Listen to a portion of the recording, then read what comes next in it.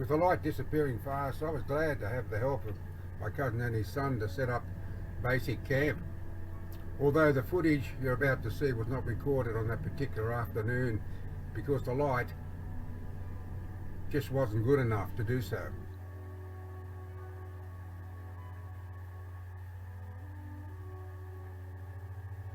In place and the lead connected. It's an Imogen 4-stroke 2 kVA pure sine wave generator. It's safe to use. Running my laptop, keep the battery charged, and I charge the battery on my mobile phone and camera. Also run a toaster, sandwich maker, microwave oven, light, and electric blanket. It's got a 4-litre tank, and it'll run the generator for about 7 hours. So set up the 3-way refrigerator. It's a gas mate. It's 240 volt, 12 volt, and gas. And the 4 kilo gas bottle will run the refrigerator for about 15 days. And in this cold weather, it turns from a refrigerator to a freezer. I've had 2 3-litre bottles of milk in there, and overnight they're frozen, which is good because I can store meats in there and they will freeze. But it's a terrific little refrigerator, 36 litres. That's surprising what you can get into it. Welcome to my abode.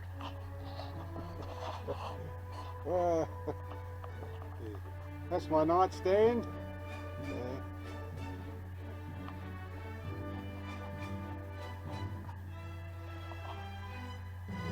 Packets of 243 and 30 ammunition.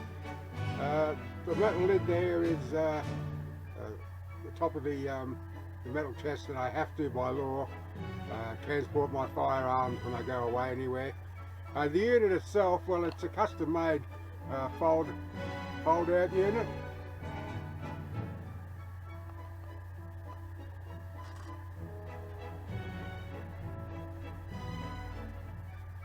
Pardon me, I got a little bit shaky going around there. But there's the ever faithful teapot. I'd be lost without my tea. Toaster, behind the toaster, there's a sandwich maker.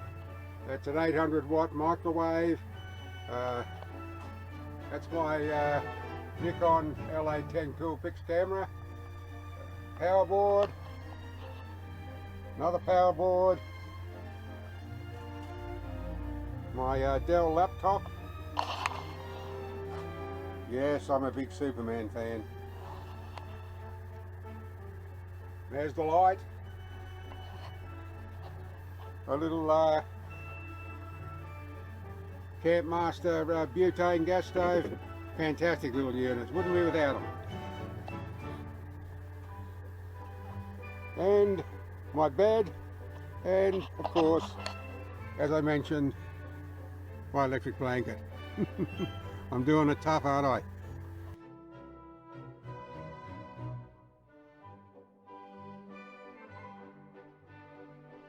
was all dependent on the weather and whether I was having a good day or a bad day. If the weather was fine and I was having a good day, I always made a habit of cutting and collecting firewood.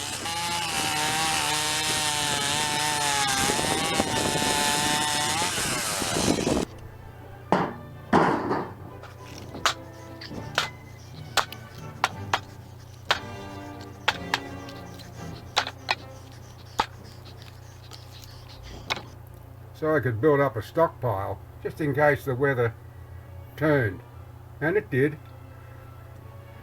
At around mid-morning, I'd always nuke a mug of tea and sit in the sun, relax, and enjoy the magnificent view before and below me.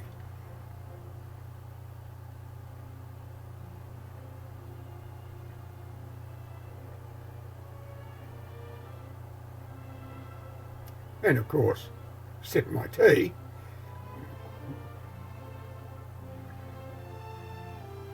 And sometimes I do a bit of target shooting. Here I am using my Churchill 243.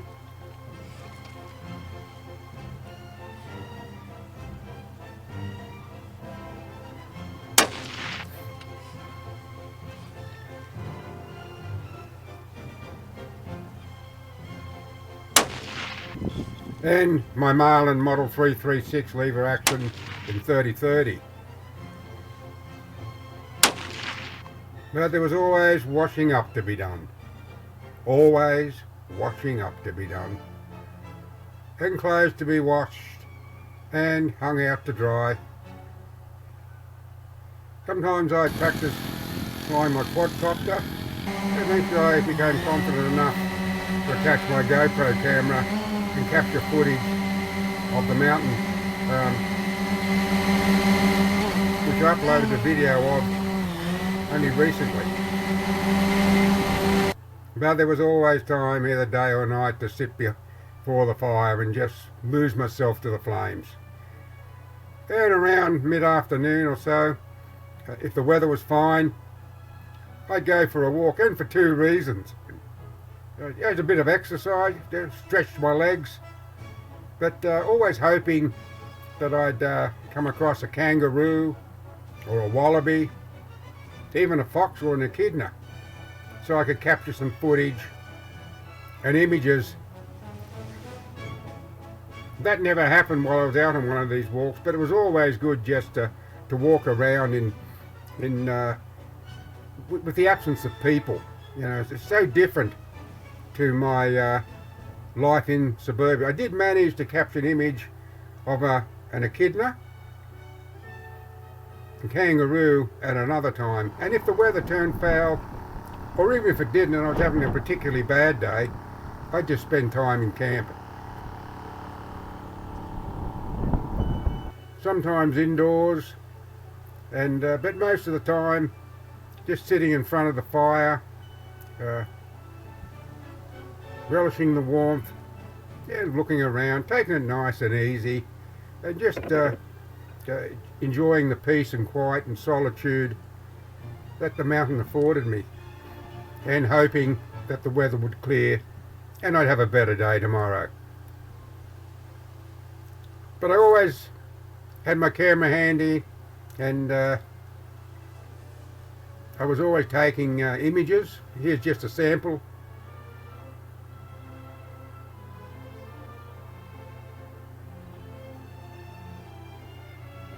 And I also recorded footage of the country that surrounded me. Here I am panning from south to west.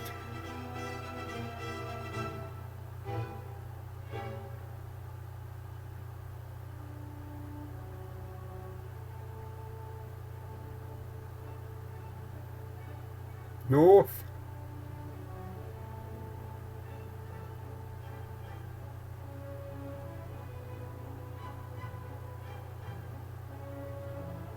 East.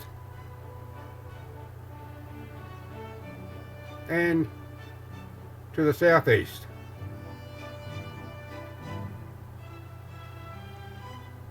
And if the weather was fine in the afternoon, there were just some spectacular sunsets.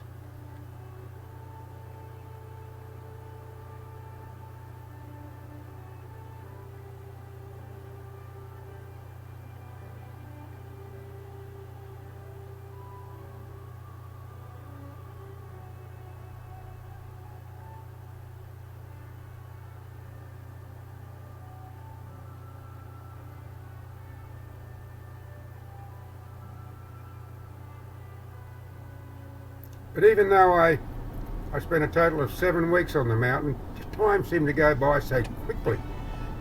And before I knew it, it was time to pack up and head home. Here I am making my way down the mountain, and yes, that annoying noise of the keyring clunking against the dash is prevalent once again, but I didn't notice it while I was actually driving, and it was only when I started editing, and yes, it's quite aggravating. So I would forgive you if you decided to scroll this section, but if you can put up with it, I decided to leave my trip down the mountain in normal time so you could perhaps appreciate the country.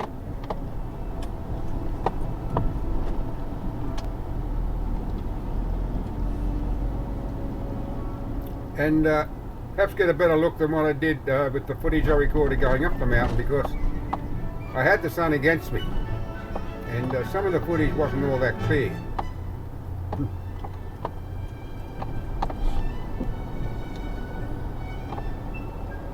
And I did mention in part 2 that my cousin put this track in using his excavator, and when all the critics said in the local area said that he wouldn't be able to do it, but that just made my cousin more determined to put the track in, and considering the terrain, I think he did a fantastic job.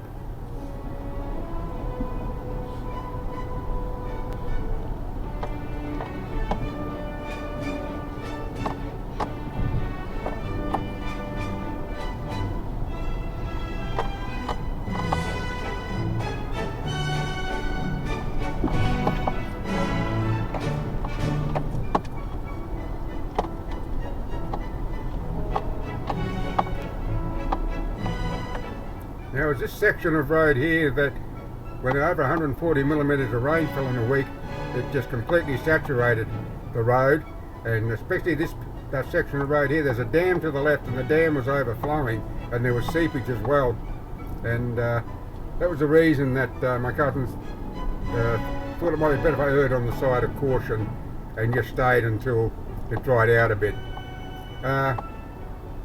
Here I'm just giving a final toot goodbye, even though I said my goodbye to my hosts the afternoon of the day before I left.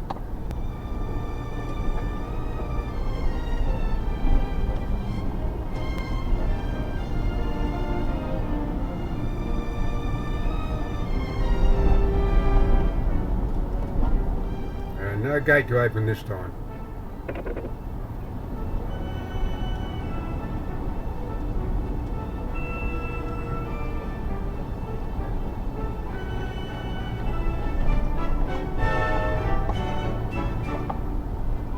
And now back on the bitumen, and it's bitumen all the way of the 890 kilometres to my home in Coffs Harbour.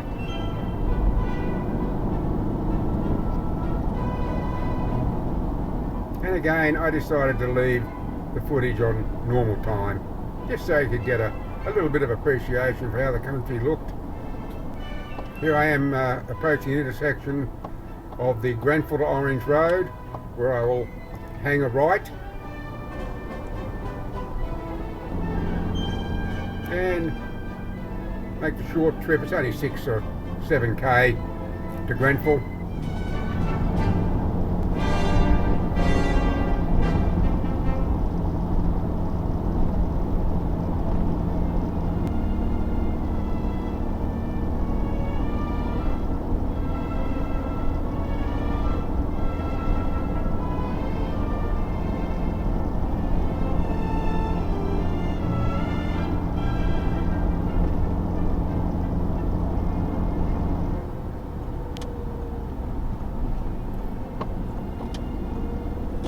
I'm heading towards the main street of Grenfell.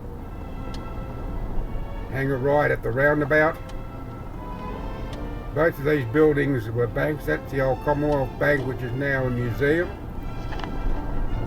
And I just drive down the southern end of Main Street.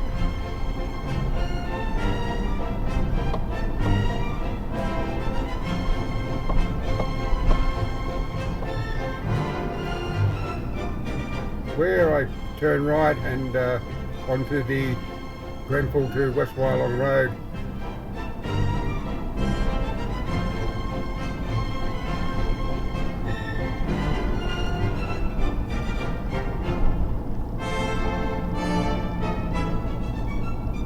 Well, that's that trip over with. Heading home now from whence I came. Goodbye, Grenfell. Maybe I'll see you again next year.